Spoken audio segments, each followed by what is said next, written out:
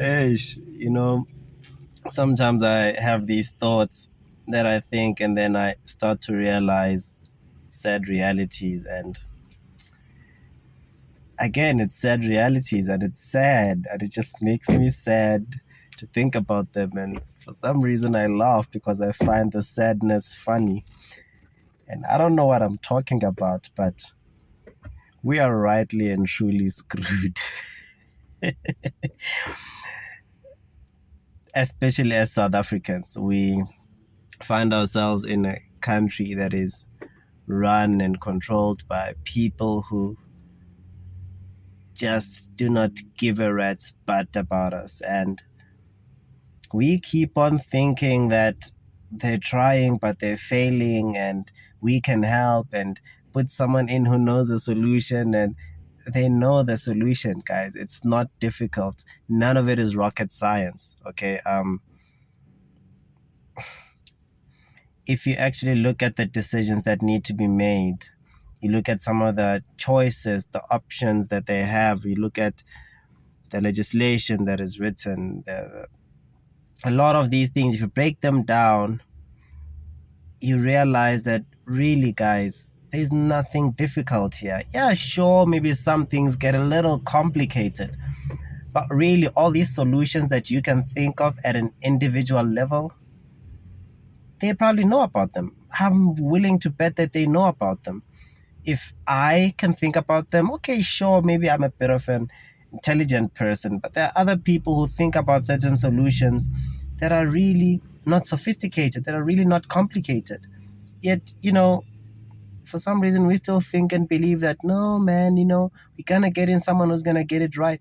That's not it. It's not that the people who are there are just so dumb that they don't understand what needs to happen, that they don't understand the direction you need to take. They understand it fully. They just don't want to. They just don't give a damn. It's like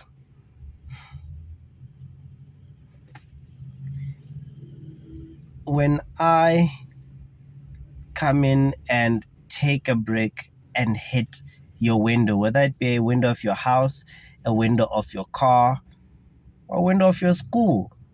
I know what I'm doing. It's not like you needed someone better who has better knowledge, who understands the value of a window. I know that the window is useful. I just don't care. I'm just going to break the window because I don't care about the window. I don't care about your well-being. I don't care whether or not you have shelter to shelter you from the cold, if it's cold and that window was sheltering you from the cold. I don't care about that. And that's a sad reality that we have to accept, that these people that we think are supposed to be serving us, these people that we think are supposed to be working for us, they don't care. So here's the thing though. I've spoken to a lot of people who work for government, and I've come to realize that actually a lot of people work. A lot of people actually put in the effort, their blood, their sweat, and their tears to actually make things work for us. But then, and it doesn't even take all of them. It takes just a few. There's just a few people. Like a few people. If you think about it, if there's an entire 4 wheels that help a car move from point A to point B, and I come there with a small 16 millimeter nail and I force it into one wheel, just one wheel, that small 16 millimeter, 16 meters, wow, 16 millimeter hole, that small hole hinders progress. You don't need an entire nation or an entire squad of people coming in to sabotage you. Just this one person with this one 16 millimeter nail. Just gonna stop saying millimeter now because it's just, twisting my tongue. My point is, there are people within these systems who are deliberately, carelessly, selfishly sabotaging us. I mean, it's been spoken about in interviews. It's been exposed everywhere. There are people who charge ridiculous amounts of monies for things that don't cost nowhere near to that. There's people who've charged for things that cost 300 rands. They've charged 80,000 rand. Now, if you imagine 100 units of that was supposed to cost, something that's supposed to cost 300 rand was charged 8,000 rand. Now, 100 units of this are supposed to cost about 300 multiplied by 100, it's about 30,000. But then, okay, sure, one would have to make a profit. So you'd imagine that, okay, maybe someone would then charge 500 for this thing. Sharp, we spend 50,000. It's amazing. We're good. Instead, someone charges 8,000 for that. Was it 8,000? Was it 80,000? In any case, even if you charge 8,000 for that and we need 100 of those things, you're not talking about 800,000 rand that was spent in place of 50,000 rand. And if it's charged at 80,000, because I don't really remember the number, then we're talking about 8 million rands that are spent where something was supposed to be, where we're supposed to just spend 50,000 rand for it. At the very most, we're supposed to spend just 50,000 rand on something, and we end up spending 800,000, a million, 8 million. And you think that person doesn't know or understand what that does? Of course I understand what that does. I'm not going to buy a lollipop for 15 rand. I'm not going to buy a lollipop for $100. I understand that there is no way that this thing costs that. There is no way that this makes sense. There is no way that in this value chain, that much value has been acquired by this lollipop that I now have to spend that much money for it. You don't need a degree for that. You don't need any special education for that. That is something that we just generally know. Something that is inherent to us. We understand the general value of things. And if you don't understand the general value of things, or you don't understand the exact value of the things that you're supposed to be working with, then perhaps you shouldn't be working there. But of course I understand the value of the things I'm working with. But of course I don't care. All I want is to get money for myself. I'm going to charge this thing at exorbitant amounts, and I'm not even going to buy the damn thing. I'm just going to take all the money for myself. And you guys are going to be wondering, like, so where are those things? Because we need them to do work. I don't care. I got my money. I get to buy my sports car. I get to build my big house. And the most hypocritical part about this entire thing is that people died. People lost their lives. People fought. People gave away their families. People gave away their own lives, and I don't mean that you give away your own life by dying. I mean, that happened too, but I'm talking about people who decided that instead of sitting here spending time with my family, spending time with my loved ones, or maybe even creating a family, having a friendship, sitting down and having drinks, I am going to fight against a regime that is segregating us, against a regime that is pressing down on us, that is making us suffer. People did that. People gave their lives for us. And this is how we repay them. And by the way, some of these people who we think fought for us, some of them are actually the ones who are even doing these things. Some of them are actually the ones who are even instigating these things. And it's all because everyone has a price. And I know there's probably a lot of us who are going to say we don't have a price. We're actually going to serve. We're going to want to serve. And maybe it would be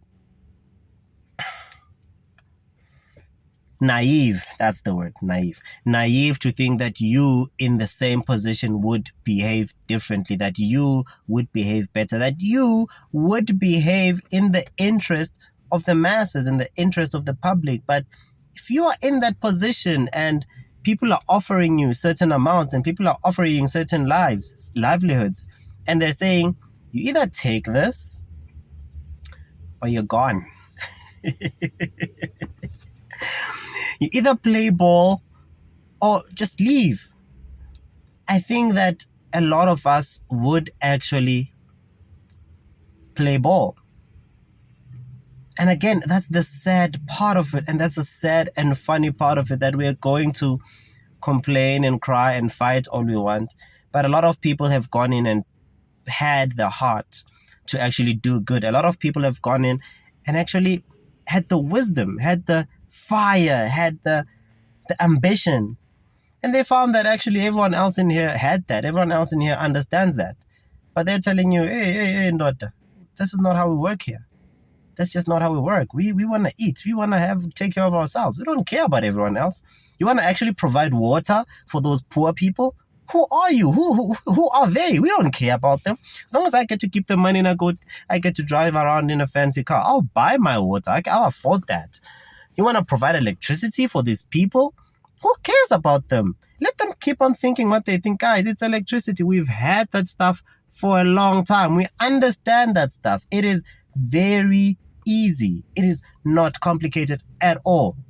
Supplying water, we know how that stuff works. It is not complicated. I don't want to say anyone can do it, but really, just about anyone can do it. It is that simple. So it's not a matter of technicality. It's not a matter of difficulty.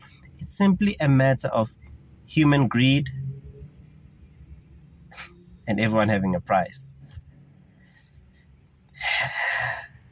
And that's the sad part. And I'm hopeful. I'm still hopeful that we're going to find a solution, but I cannot sit here today and tell you that I have a solution. I honestly do not know how we get out of this. Because again, I understand that it is not a matter of people not understanding the issue. It is not a matter of people not knowing how to fix the issue. It is simply a matter of people having a price. Simply a matter of some people not being given a choice. Simply a matter of either someone has a price, and if they don't have a price, then they lose their life, or they lose their family's lives, or they just don't get the position. Now, one way or another, we need to figure out a way of rooting out all those weeds from the system. Mind you, every single day, more and more weeds pop up. More and more weeds keep getting recruited. More and more weeds keep flourishing. And it's detrimental to us. We're going to sit here and cry and blame the one guy who's the president, who some people even believe is not even in charge of anything. He's just a front or something. And even he is claimed to be benefiting from our suffering. It's so funny. It's so funny when you think about it. So at the end of the day, though, I don't know what I'm talking about. So whatever it is that I'm saying, think about it, go find out more, go research it, talk to people, ask questions, digest it. That's not really the word I wanted to use. What word was I looking for? Dissect? Is that dissect it? Let's go with dissect it. Dissect it, open it up, try and see inside, try and think about it clearly. Is really electricity a difficult thing for us to solve? Is that really difficult? Is water really difficult for us to solve, for us to provide people with water? Is it that difficult? Nah. I know it's not. I'm not guessing it's not. I know. But I'm just saying, maybe, you don't trust me. Just go think about it. Go ask some experts. Go ask some people who've worked in the field. Ask people who work in government right now. Let them tell you. And the worst part is, I think I've said the worst part is a couple of times. I hope I haven't, because this is the worst part. You speak to kids these days, you speak to people who are aspiring, people who are growing, who are aspiring to be in government, who are aspiring to serve, and you ask them, okay, so, what's your hope? What are you trying to do? What are you trying to achieve? What you're going to do for us when you get there? And the answer, I'm going to go get my money. People are just wanting to get into government just so they can get money. That's essentially what it is. It's not a noble act of actually serving South Africa. It's not a noble act of actually bringing solutions to people. It is a selfish and greedy act of wanting to get money for themselves. And that is a very sad reality, that the crap that takes place up there, the people who are doing all these things that are running us deep into the ground, they've become the role models.